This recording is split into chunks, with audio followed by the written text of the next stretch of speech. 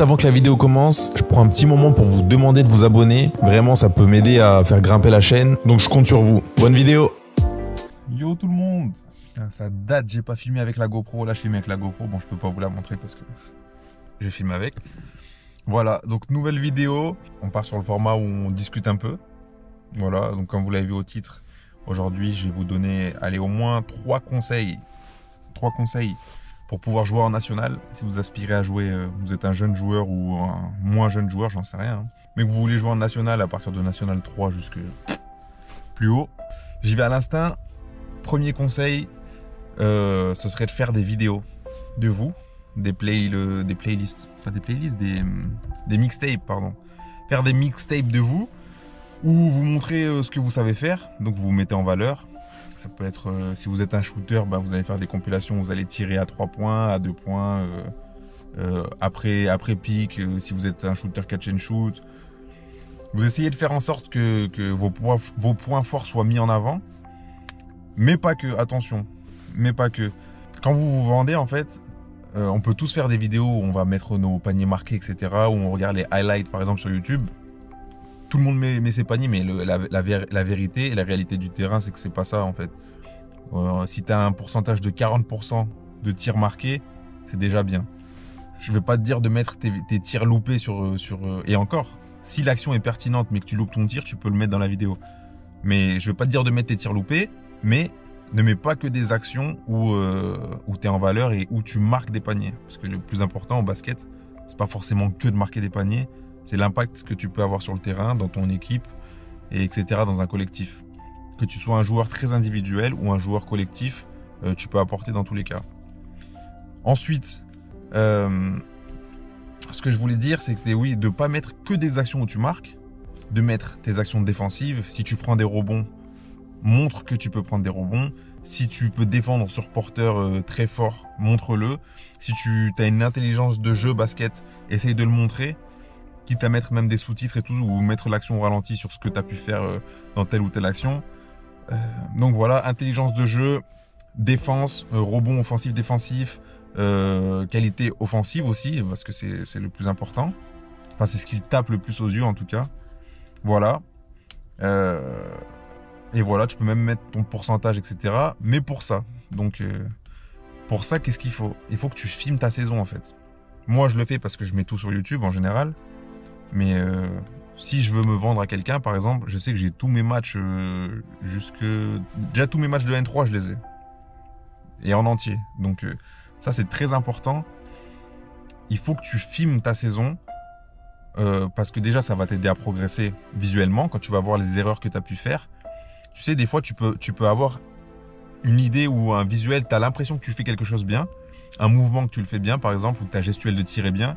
Et puis quand tu vas décortiquer la vidéo en regardant comment tu tires, tu vas te dire « Ah ouais, mais en fait, j'ai l'impression que je le fais bien, mais je le fais trop mal. » C'est la vidéo qui permet de pouvoir se corriger. Donc voilà. Donc, filme-toi sur toute la saison et ça pourra te permettre, si tu fais un montage des vidéos pertinents, ça pourra te permettre de te vendre à certaines équipes de national, parce que si tu veux jouer en région, je pense pas que tu aies besoin de ça. Mais en national, à mon avis, hein, mais peut-être que je me trompe, vous pouvez me dire en commentaire, mais un club qui fait juste venir un joueur à l'essai sur 1 ou 2 entraînements et qui disent ouais, on le prend, c'est soit que le gars il est vraiment fort, soit qu'il est connu et qu'il a un CV basket et qu'il est connu. Mais si tu arrives un peu de nulle part et que tu veux te vendre, la vidéo c'est vraiment le meilleur moyen. Ensuite, le deuxième conseil que je peux te donner, c'est d'y aller au culot, à l'instinct. Donc tu vas sur Instagram, parce que je pense que ça peut très bien marcher ça. Tu vas sur Instagram, tu regardes les clubs qu'il y a dans ta région, autour de où tu habites, où tu es situé. Et après ça dépend si tu veux partir très loin et tout, pourquoi pas aussi. Mais d'abord, on va dire que tu vas regarder dans la localisation où tu es. Moi par exemple, j'habite à Grenoble. Des clubs de N3 autour de chez moi, il y a Grenoble, il y a Chambéry, il y a Terre Froide, il y a des clubs à Lyon, donc c'est pas trop loin, c'est à 1 heure. Il y a un club de N2 à la Ravoire.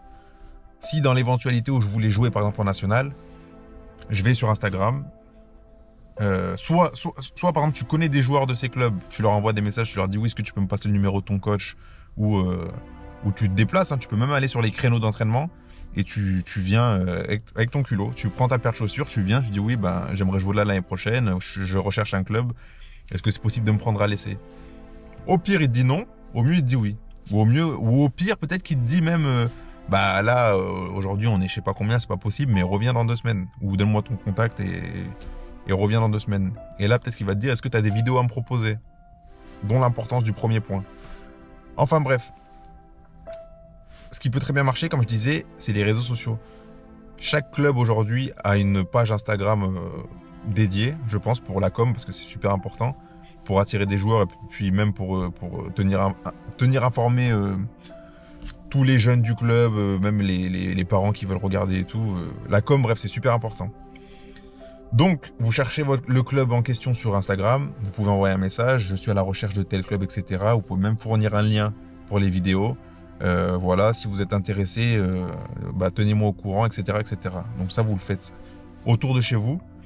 Et si vous êtes prêt à partir super loin, vous pouvez le faire dans toute la France. Après, à l'étranger, j'en sais rien, possible, mais bref. Vous pouvez le faire dans toute la France. Donc vraiment, y aller au culot. Et dans tous les cas, la pire chose qui puisse vous arriver, c'est qu'on vous dise non.